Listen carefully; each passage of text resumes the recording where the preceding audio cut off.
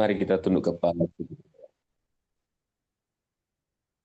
Bapa di surga, dalam nama Tuhan Yesus Kristus, kami sudah berada dalam eh, kumpulan di mana kami mengadakan ibadah pagi, ibadah bersama dengan Kingdom Family Indonesia. Tuhan memberkati dan Tuhan menolong setiap hamba-hamba Tuhan yang sudah hadir.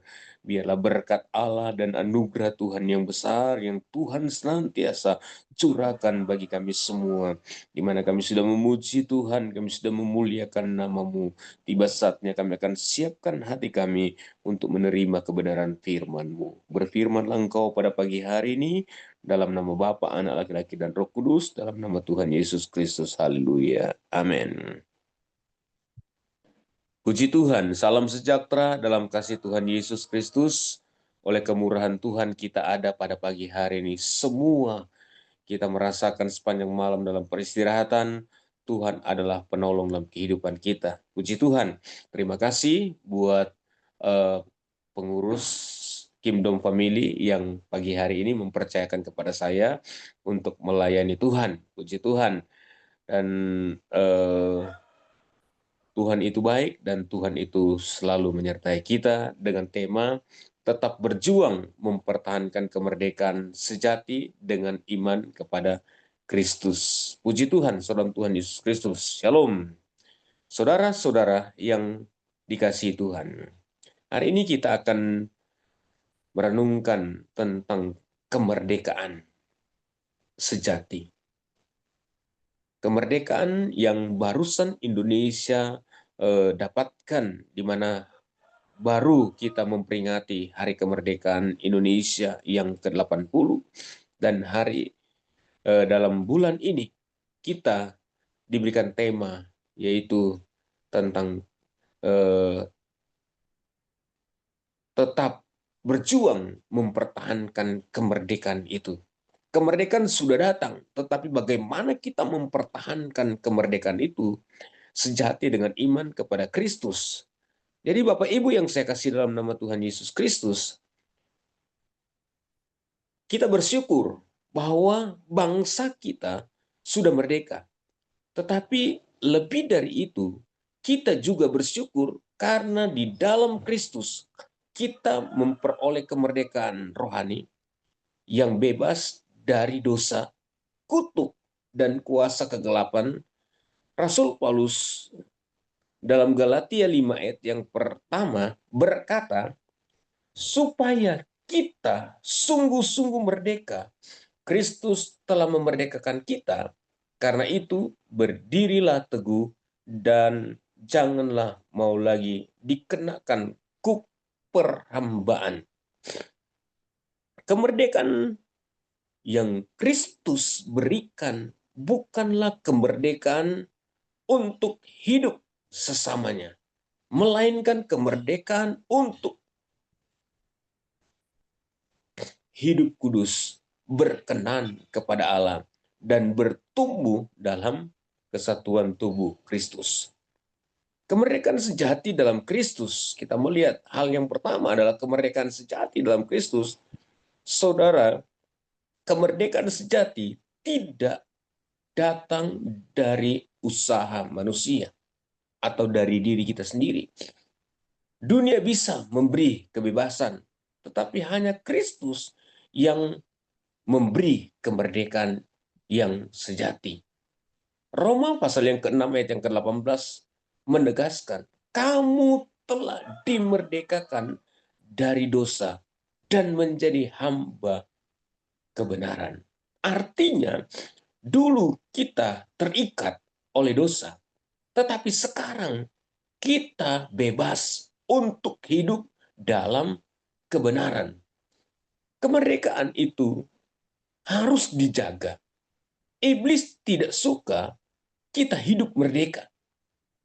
Ia berusaha menjerat kita kembali dengan dosa, hawa nafsu, atau kompromi dengan dunia.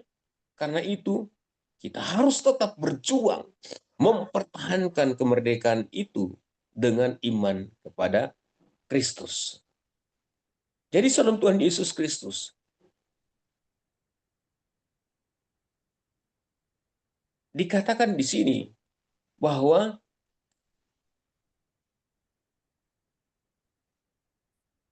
pengertian dari kemerdekaan sejati dalam Kristus adalah kemerdekaan dari dosa.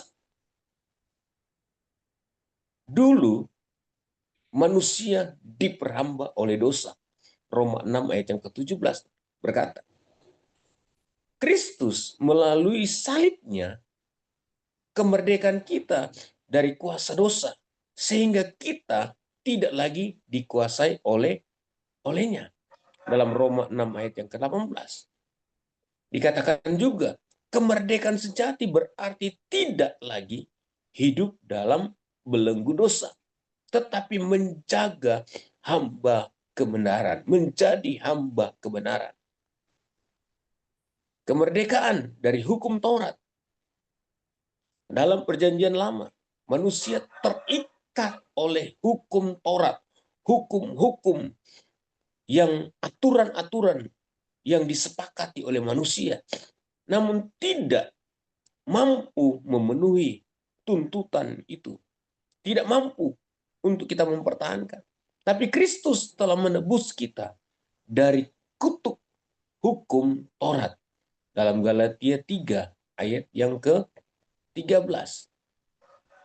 Kemerdekaan sejati berarti kita tidak lagi dibebani oleh hukum, melainkan hidup dalam kasih karunia. Kemerdekaan dari kuasa iblis sebelum mengenal Kristus.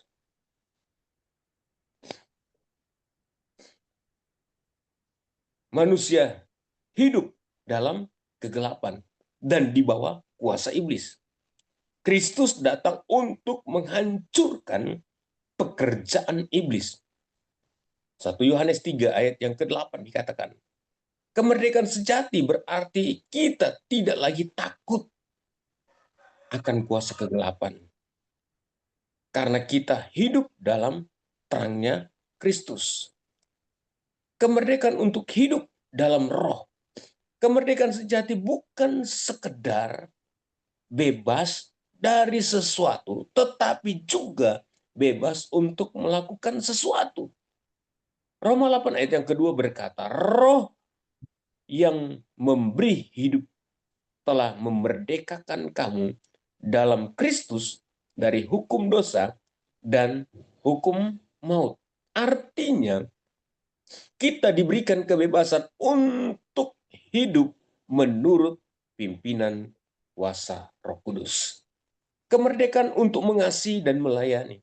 Galatia 5 ayat yang ke-12, ayat yang ke-13 berkata, saudara-saudara, memang kamu telah dipanggil untuk merdeka, tetapi janganlah kamu mempergunakan kemerdekaan itu sebagai kesempatan untuk kehidupan dalam dosa, melainkan layanilah seorang akan yang lain oleh kasihnya.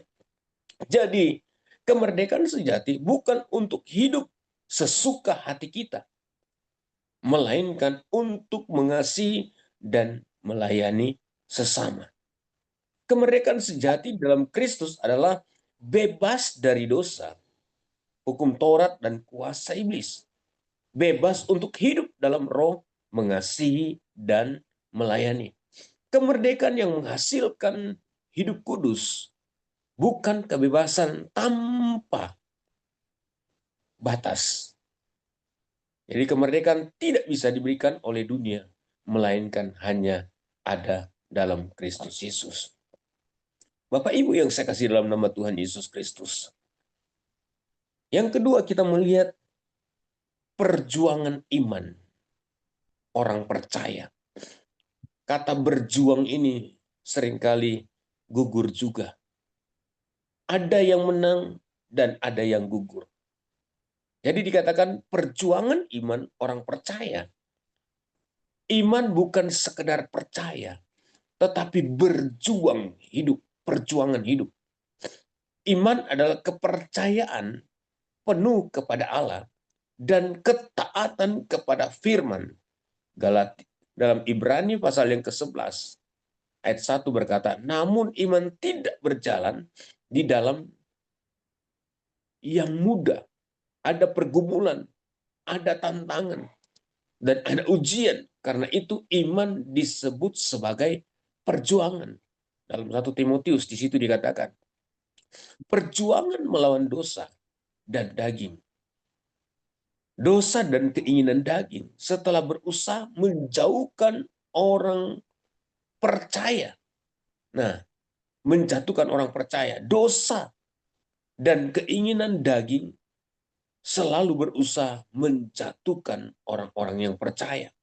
Perjuangan iman berarti menolak hidup dalam kedagingan dan memiliki untuk hidup dalam kebenaran dalam Kristus Yesus. Perjuangan melawan dunia. Dunia menawarkan kenikmatan, ambisi, kesenangan yang bertentangan dengan kebenaran firman Allah. Dalam 1 Yohanes 5 ayat yang keempat berkata, sebab semua yang lahir dari Allah mengalahkan dunia. Dan inilah kemenangan yang mengalahkan dunia, iman kitalah yang menolong kita. Iman menjadi kekuatan untuk tidak terhanyut oleh arus dunia. Perjuangan melawan iblis dan kuasa kegelapan. Efesus 6 ayat 12 menegaskan bahwa perjuangan kita melawan roh-roh jahat di udara. Orang percaya harus menggunakan seluruh perlengkapan senjata Allah. Kebenaran, iman, doa, iman, dan keselamatan. Iblis tidak bisa dikalahkan dengan kekuatan manusia, tetapi hanya dengan iman kepada Kristus Yesus. Perjuangan untuk tetap setia sampai akhir. Iman diuji lewat pencobaan, penderitaan, sakit penyakit, penganiayaan. Namun dalam Ibrani pasal yang ke-12 ayat 1 dan ayat yang kedua menggambarkan iman sebagai perlombaan yang harus kita jalani dengan tekun, memandang kepada Yesus, Sang Pencipta dan penyempurna iman. Perjuangan iman adalah kesetiaan untuk tetap percaya kepada Kristus meskipun menghadapi penderitaan. Perjuangan iman tentang orang percaya, yaitu melawan dosa, dunia, dan kuasa kegelapan. Berpegang teguh pada iman dan janji Allah. Tetap setia kepada Kristus sampai akhir zaman.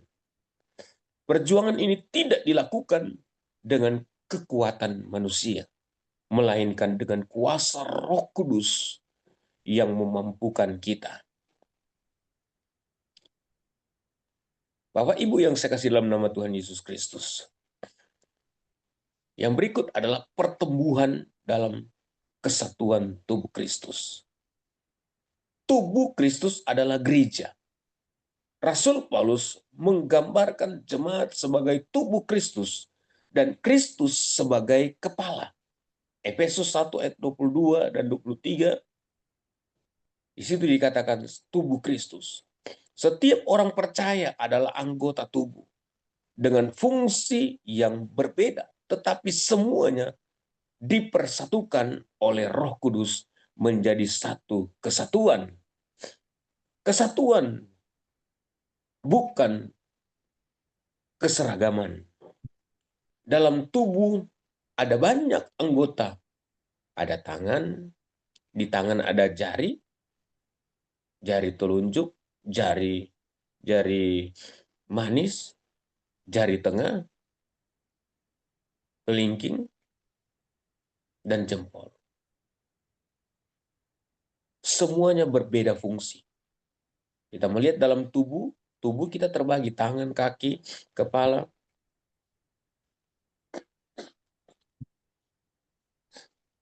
Tapi fungsinya berbeda.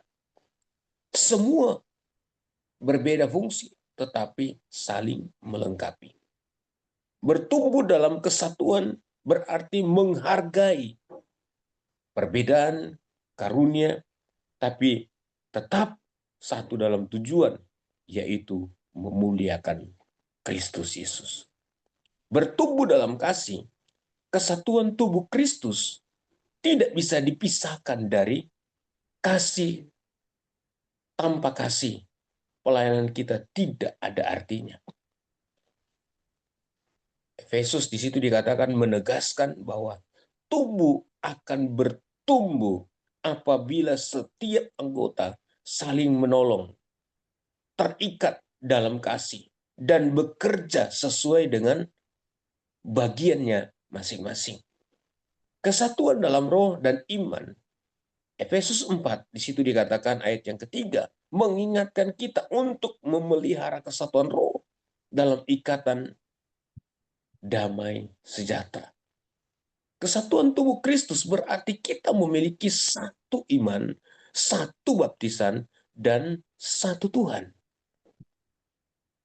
Pertumbuhan rohani tidak mungkin terjadi jika jemaat terpecah belah. Tetapi hanya kita ada kesatuan. Hanya jika ada kesatuan, maka kita melihat kesatuan iman orang yang percaya. Tujuan bertumbuh dalam kesatuan agar jemaat mencapai kedewasaan rohani, menjadi serupa dengan Kristus. Kita sebagai hamba Tuhan yang dipercayakan dan ditugaskan untuk melayani, untuk supaya jemaat bertumbuh dan menjadi dewasa, supaya gereja menjadi kuat, kokoh, dan berfungsi sebagai terang dunia, menuntaskan amanat agung. Kesatuan tubuh Kristus membawa kesaksian kepada dunia bahwa Yesus adalah Tuhan. Bertumbuh dalam kesatuan tubuh Kristus berarti setiap orang percaya hidup saling menopang satu sama yang lain, saling melengkapi, dan saling membangun dalam kasih, sehingga seluruh gereja semakin dewasa memuliakan Kristus sebagai kepala. Kesatuan inilah yang membuat jemaat kuat menghadapi pencobaan dan terus bertumbuh menuju kepada kedewasaan. Kita melihat kemerdekaan dari kuasa iblis. Iblis mengikat manusia dalam dosa. Sejak kejatuhan Adam dan Hawa, manusia hidup dalam dosa dan berada di bawah kuasa kegelapan. Dalam Roma pasal yang kelima ayat yang ke-12 di situ dikatakan. Nah, iblis disebut sebagai penguasa dunia yang gelap ini. Dan bapa segala dusta. Nah, itu peranan iblis, saudara Tuhan. Kuasa iblis memperbudak manusia melalui dosa, memberikan ketakutan, kutuk, dan kebinasaan. Kristus membebaskan dari kuasa iblis. Kolose 1 ayat 13 berkata, Ia telah melepaskan kita dari kuasa kegelapan dan memindahkan kita ke dalam kerajaan Allah yang kekasih. Salib Kristus adalah kemenangan mutlak atas iblis. Melalui kematian dan kebangkitannya, Yesus menghancurkan kuasa dosa dan maut. Dengan percaya kepada Kristus, orang percaya tidak lagi diperhambakan iblis, tetapi hidup dalam kemenangan. Kemerdekaan dan dari ketakutan dan perbudakan. Iblis sering menakut-nakuti manusia dengan roh perbudakan. Tapi dalam Roma pasal yang ke-8 di situ berkata, kita telah menerima roh yang menjadikan kita atas Allah bukan roh perbudakan. Kemerdekaan dari kuasa iblis berarti kita tidak lagi dikuasai oleh rasa takut, melainkan memiliki damai sejahtera, sehingga kita dikatakan sebagai anak Allah. Hidup dalam otoritas Kristus. Orang percaya diberi kuasa untuk mengalahkan iblis. Lukas 10 ayat yang ke-19 berkata, sesungguhnya aku telah memberikan kuasa kepada kamu untuk menginjak ular dan kalajengking, dan kuasa untuk menahan kekuatan musuh, sehingga tidak ada yang akan membahayakan kamu. Kemerdekaan dari kuasa iblis berarti kita memiliki otoritas dalam nama Yesus untuk melawan godaan, mengusir roh jahat, dan hidup dalam kemenangan rohani. Bebas untuk hidup dalam terang. Yohanes pasal yang ke-8 ayat yang ke-6 menegaskan, apabila Allah itu memerdekakan kamu, kamu pun benar-benar merdeka. Kemerdekaan dari kuasa iblis membuat kita hidup dalam terang Kristus, bukan lagi dalam kegelapan, dan menghasilkan buah-buah kebenaran. Kemerdekaan dari kuasa iblis adalah pembebasan total yang diberikan oleh Kristus melalui salib dan kebangkitannya, sehingga orang-orang percaya tidak lagi diperhambakan oleh dosa ketakutan, dipindahkan dari kegelapan ke dalam terangnya Kristus, memiliki otoritas rohani dalam nama Tuhan Yesus Kristus. Itulah kemerdekaan sejati yang tidak bisa diberikan oleh dunia, hanya oleh Kristus Yesus yang senantiasa memberikan kepada saya dan saudara. Jadi puji Tuhan, Bapak Ibu yang saya kasih dalam nama Tuhan Yesus Kristus. Kita sebagai hamba-hamba Tuhan telah dimerdekakan, telah diberikan kesempatan untuk mengajar, menuntun umat-umat Tuhan bahwa kemerdekaan yang Kristus berikan kepada kita itu adalah kemerdekaan yang sejati, kemerdekaan yang luar biasa, yang menuntun kita untuk kita semakin lebih dekat kepada Tuhan, untuk kita merasakan dan menikmati kasih setia Tuhan yang luar biasa. Saudara-saudara, kemerdekaan sejati adalah anugerah Allah di dalam Kristus Yesus. Namun kemerdekaan itu harus kita jaga dengan iman yang teguh dan dengan bertumbuh dalam kesatuan tubuh Kristus. Puji Tuhan, saya tidak perpanjangkan firman Tuhan. Jadi milikilah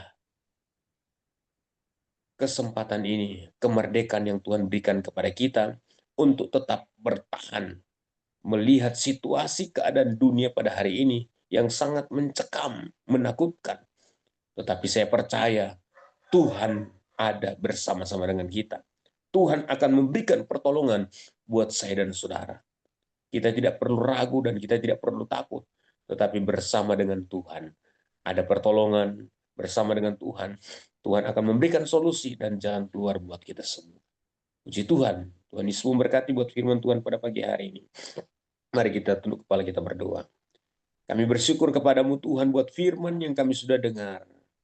Hamba-Mu telah berhenti berbicara, tetapi Allah Roh Kudus senantiasa tetap berbicara dalam kehidupan kami, untuk kami tetap kuat menghadapi sekeliling kami. Situasi dan keadaan pada hari-hari ini yang membuat kami takut. Tapi kami percaya ada Yesus Kristus yang selalu menyertai dan menolong kami. Tutup bungkus kami dengan kuasa Roh Kudus-Mu Tuhan. Berkati ibadah Kingdom Family pada pagi hari ini Tuhan. Kami menyerahkan sepenuhnya ke dalam tangan-Mu. Kami sudah mendengarkan firman-Mu. Dalam nama Tuhan Yesus Kristus kami sudah berdoa. Haleluya. Amin. Saya kembalikan kepada para plus.